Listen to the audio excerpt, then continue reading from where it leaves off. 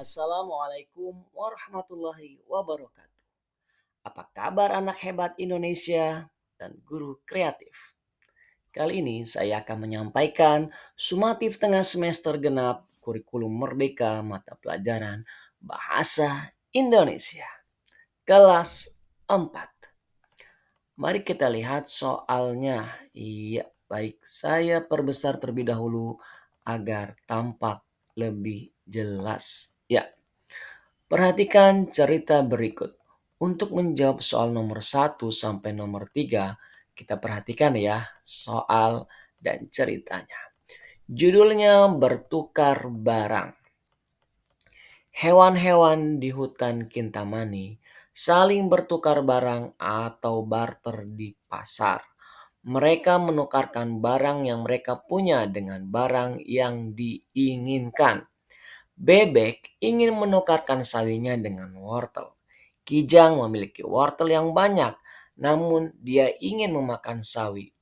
Akhirnya, rusa senang bertemu dengan bebek karena mereka bisa saling menukarkan barangnya masing-masing. Nah, namun tidak semua hewan mudah menukarkan barang yang dimilikinya. Burung ingin menukarkan jagungnya dengan kacang. Bertemulah burung dengan beruang yang memiliki kacang. Namun, beruang tidak mau jagung karena dia sudah memiliki barang tersebut di rumah. Akhirnya, beruang dan burung tidak bersepakat untuk barter. Nah, kita lihat nomor 1. Cerita di atas termasuk fabel karena menceritakan apa? Apakah A. Adanya kejadian-kejadian yang ajaib?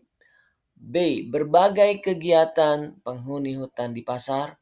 Atau C. Hewan yang berperilaku seperti manusia? Atau D. Cara hewan memperoleh makanannya? Nah, fabel itu jawabannya adalah C. Hewan yang berperilaku seperti manusia. Yuk kita lanjut ke nomor 2. Cara hewan-hewan untuk mendapatkan barang yang diinginkannya pada cerita di atas yaitu dengan apa? Apakah A. Barter, B. Jual dan beli, C. Berkebun, atau D. Menggunakan uang? Ya, betul sekali. Jawabannya dengan A. Barter. Mari kita lanjut ke soal nomor 3. Tujuan penulis membuat cerita tersebut yaitu untuk apa? Apakah A. Menyampaikan kelemahan barter? Atau B. Menyampaikan bahwa hewan memakai uang? Atau C. Menceritakan kejadian ajaib yang dilihatnya? Atau D. Menceritakan hewan berkebun lalu barter? Manakah yang tepat? Ya, betul sekali. Jawabannya yang A. Menyampaikan kelemahan barter. Mari kita lanjut ke soal nomor berikutnya. Ya, ini ada teks. Kalian perhatikan untuk menjawab soal nomor 4 sampai nomor 5. Mari kita baca. Uang tercipta seiring dengan perkembangan zaman. Dimulai dari barter yaitu sistem tukar-menukar barang. Sistem ini muncul sebagai usaha untuk saling memenuhi kebutuhan hidup. Prinsip dasar barter adalah barang yang ditukarkan harus sepadan dan sama-sama dibutuhkan. Lalu berkembanglah sistem jual beli. Caranya hampir mirip dengan barter. Barang kebutuhan hidup bisa diperoleh dengan menukarkannya dengan benda yang berharga. Benda berharga inilah yang menjadi asal mula penggunaan uang. Pada zaman dahulu, benda berharga yang digunakan sebagai uang bentuknya beragam. Bentuk antara lain ada yang berupa batu mulia, manik-manik, dan kulit kerang yang indah. Bentuk uang mengalami perubahan setelah manusia mengenal logam. Manusia kemudian membuat bentuk uang dari logam. Manusia kemudian mengenal cara membuat kertas. Manusia lalu membuat uang dari kertas. Nah, pertanyaan nomor 4. Tujuan penulis menulis teks tersebut yaitu untuk apa? Apakah A. Menceritakan cara manusia melakukan barter? Atau B. Menyampaikan pentingnya uang dalam kehidupan? Atau C. menyampaikan bahwa logam sebagai alat pembayaran? Atau D. menceritakan sejarah munculnya uang? Jawabannya yang mana? Ya, tepat sekali jawabannya yang D. Menceritakan sejarah munculnya uang. Yuk kita lanjut ke soal nomor 5. Rangkuman yang tepat dan sesuai dengan cerita di atas yaitu apa? Apakah A. dimulai dari barter, yaitu sistem tukar-menukar barang? Sistem ini muncul sebagai usaha untuk saling memenuhi kebutuhan hidup, lalu berkembanglah sistem jual beli. Caranya hampir mirip dengan barter. Barang kebutuhan hidup bisa diperoleh dengan menukarkannya dengan benda berharga. Oke, yang B ada di sini. Dimulai dari barter, yaitu sistem tukar-menukar barang, lalu berkembanglah sistem jual beli. Caranya hampir mirip dengan barter. Pada zaman dahulu, benda berharga yang digunakan sebagai uang bentuknya beragam. Bentuk antara lain ada yang berupa batu mulia dan kulit kerang. Nah, kalau yang C, dimulai dari barter, yaitu sistem tukar-menukar barang. Lalu dilanjutkan dengan sistem jual beli dengan menggunakan benda berharga seperti batu mulia dan kerang. Benda berharga digantikan dengan logam, akhirnya digunakan kertas sebagai uang untuk menggantikan logam. Dimulai dari barter, yaitu sistem tukar-menukar barang. Bentuk antara lain ada yang berupa batu mulia, manik-manik, dan kulit kerang yang indah. Bentuk uang mengalami perubahan setelah manusia mengenal logam dan kertas. Manusia kemudian membuat bentuk uang dari logam dan kertas. Nah, jawabannya yang tepat yang mana? C atau D? Jawabannya yang tepat adalah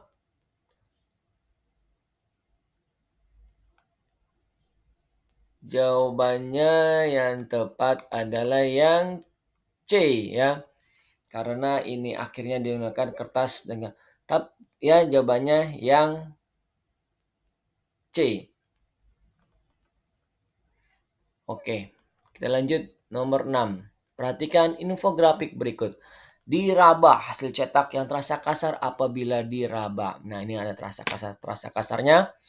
Nah, pertanyaannya, informasi yang sesuai dengan infografik di atas yaitu apakah A. uang palsu akan terasa kasar saat diraba, atau B. uang asli akan terasa kasar saat diraba, atau C. uang palsu akan terasa kasar saat diterawang, atau D. uang asli akan terasa kasar saat diterawang. Ini tadi ada kata diraba ya, nih diraba. Berarti uang asli akan terasa kasar saat diraba. Jawabannya B. Oke, nomor 7. Pak Denny membeli bola seharga Rp111.000. Harga bola tersebut jika ditulis dalam angka, jawabannya yang mana? Jawabannya tentu saja yang C. Rp111.000. Oke, kita lanjut ke soal nomor 8. Ya, posisinya ada di sini. Perhatikan gambar berikut. Nah, ini harga bajunya tertera seperti ini. Nah, Lisa melihat baju di toko seperti gambar tersebut. Lalu dia membeli baju tersebut. Nah, uang yang harus dibayar oleh Lisa adalah, nah ini Rp83.750. Yang mana? 83.000. Jawabannya yang mana? Rp83.750. Jawabannya yang D. Oke, kita lanjut nomor 9. Perhatikan teks berikut. Siapkan dokumen persyaratan seperti fotokopi kartu pelajar, fotokopi akta kelahiran, formulir pembukaan rekening, dan fotokopi KTP salah satu orang tua. Datanglah ke bank bersama orang tua. Serahkan dokumen persyaratan ke petugas bank. Tunggulah verifikasi persyaratan dan membuka rekening oleh petugas bank. Setelah itu, ambillah buku rekening. Andi membaca setiap langkah-langkah yang termuat pada teks tersebut. Teks yang dibaca Andi termasuk apa? Jawabannya yang mana? Ya, betul sekali. Jawabannya C. Teks prosedur tentang cara menabung. Yuk, nomor 10 yuk. Berikut kalimat yang terdiri atas subjek, predikat, kata depan, dan kata sifat. Yang mana? A, B, C, D.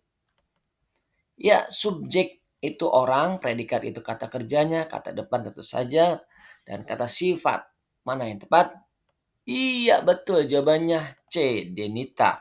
Itu subjeknya, rajin itu kata sifatnya, menabung itu predikatnya, uang itu objek, dan di bank itu kata depan. Jadi nomor 10 jawabannya yang C.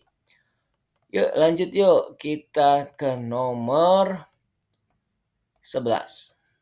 Banyak wisatawan datang ke Raja Ampat untuk menyelam. Mereka tertarik akan beragam flora dan fauna dalam laut. Nah, flora artinya apa? Ya, tentu saja jawabannya yang A. Flora itu dunia tumbuh-tumbuhan. Nah, sekarang kita sudah sampai nomor 12. Indonesia merupakan negara apa? Karena terdiri atas beribu-ribu pulau. Kata yang tepat untuk melengkapi kalimat rumpang di atas adalah negara. Benar sekali. Jawabannya C. Negara kepulauan. 13. Ciri-ciri kalimat efektif adalah apa? Apakah A. Hanya terdiri dari subjek, tidak memiliki predikat, tidak ada pesan, atau tidak bertele-tele? Jawabannya yang benar. Jawabannya D. Tidak bertele-tele. Nah, sekarang kita sudah sampai nomor 14. Berikut ini adalah contoh kalimat efektif. Nah, yang mana nih? A. Marunariu dan teman-temannya mereka tinggal bersama-sama di Pulau Misol. Yang B. Bagi semua para penyelam harus hati-hati dan harus tidak merusak terumbu karang. Yang C. Biota laut yang terdapat di dalam laut ada beraneka macam. Atau D. Air sungai itu sekarang kotor dan dangkal. Nah, yang efektif itu yang tidak bertele-tele, ya. Yang hemat kata, jawabannya yang D. Air sungai itu sekarang kotor dan dangkal. Bacalah puisi di bawah ini untuk soal nomor 15 sampai nomor 17. Raja Ampatku oleh B.E. Priyanti. Dari atas mata memandang, gugusan pulaumu berdaratan. Laksana untayan mutiara di lautan, sungguh indah dan menawan. Dari bawah mata menyelam, airmu beriak tenang membahagiakan. Lambaian terumbu karang dan ikan menyapa hangat kehadiran para penyelam. Nah, puisi di atas menggambarkan tentang apa? Pendidikan, agama, alam, atau perdagangan? Jawabannya yang C, tentang alam. Oke, kita lanjut ke nomor 16. Ya, 16-nya dari sini. Untaian mutiara di lautan. Nah, pada puisi di atas, maksudnya apa sih? Jawabannya yang mana? Iya, tepat sekali. Jawabannya yang A. Pulau-pulau yang berjajar. Yuk lanjut ke nomor 17. Maksud yang ingin disampaikan oleh penulis puisi di atas adalah apa? Apakah A. Kualitas mutiara yang dihasilkan Raja Ampat? B. Indahnya Raja Ampat? C. Rukunnya masyarakat Raja Ampat? Atau D. Menjelaskan letak Raja Ampat? Jawabannya yang mana? Benar sekali. Yang B. Indahnya Raja Ampat. 18. Beberapa tahun lalu, modus gembel menjadi buah bibir orang-orang di Indonesia. Nah, buah bibir artinya apa? Mana yo? Benar, jawabannya C. Buah bibir itu artinya menjadi bahan pembicaraan. 18 C. 19. Kalimat di bawah ini yang mengandung majas metafora atau kiasan. Yang mana? A. Melambaian terumbu karang dan ikan menyapa kehadiran para penyelam. B. Mereka meminta Panji berlapang dada menerima kenyataan itu. C. Mendung hitam menutupi langit desa Sukamiskin. Atau D. Daun-daun kelapa melambai-lambai mengajak bercengkrama. Jawabannya yang mana? Ya, jawabannya majis metafora yang B. Ini ya, ada kata berlapang dada. Berlapang dada itu artinya sabar. Oke lanjut nomor 20. Yo semangat. Sapiku meninggal karena abu panas dari Merapi, kata Panji. Nah, kata meninggal di sini tidak tepat. Sebaiknya diganti dengan kata apa? Kalau sapi itu kan hewan ya, jadi diganti dengan kata mati. Jadi nomor 20 D, mati. Yuk lanjut nomor 21. Hukuman harus diberikan kepada turis yang membuang sampah sembarangan di sekitar pantai Sanur. Nah, kata turis pada kalimat tersebut memiliki arti apa? Tentu saja turis itu artinya yang B, orang yang berwisata. Oke, lanjut yuk. Burung jalak Bali merupakan salah satu titik-titik yang dilindungi di Indonesia. Nah, ini kalau burung jalak Bali itu kan nama hewan. Tentu saja jawabannya yang C, benar ya, fauna. 23. Daerah dengan pemandangan bawah laut yang indah merupakan titik wisata favorit Adit. Kata yang tepat untuk mengisi kalimat di atas yaitu apa? Nah, ini kan wisata, berarti destinasi. Jawabannya 23 D, destinasi. Perhatikan ilustrasi. Wah, ini luar biasa ya, menyenangkan ya. Oh, di kebun binatang ini sepertinya. Oke, kita lanjut. Nah, pendapat berikutnya sesuai dengan ilustrasi di atas yaitu yang mana? Apakah A, ilustrasi kurang menarik? Wah, salah. B, ilustrasi menunjukkan situasi menegangkan. C, ilustrasi menunjukkan suasana menyenangkan. Atau D, ilustrasi orang-orang yang mengungsi. Jawabannya yang benar sekali. Yang C, ilustrasi menunjukkan suasana menyenangkan. Yuk lanjut yuk. Perhatikan pernyataan berikut. 1. Setidaknya berisi subjek. 2. Tidak bertele-tele. 3. Hemat kata. 4. Memiliki banyak makna. Nah, ciri-ciri kalimat efektif ditunjukkan oleh nomor berapa? Jawabannya ini nih ya, tidak bertele-tele dan hemat kata. Jawabannya C, 2 dan 3. Berikut ini salah satu contoh kalimat efektif, yaitu yang mana? Apakah A, terdapat beraneka macam hewan di hutan? Atau B, banyak anak-anak bermain di taman kota? C, dan yang benangnya tidak bisa-bisa? Atau D, itu buku saya sudah baca 3 kali. Yang manakah yang tepat? Ya, jawabannya yang A, terdapat beraneka macam hewan di hutan. Oke, kita lanjut ke soal nomor 27. Ya, ini. Ayah datang kemari memberitahu. Nah, kalimat tersebut tidak efektif karena apa? A, tidak memiliki subjek. B, bertele-tele. C, membingungkan. Atau D, tidak hemat kata. Mana yang tepat? Jawabannya C, membingungkan. Perhatikan puisi berikut. Hamparan pasir putih seluas mata memandang, nyanyian camar sesekali terdengar.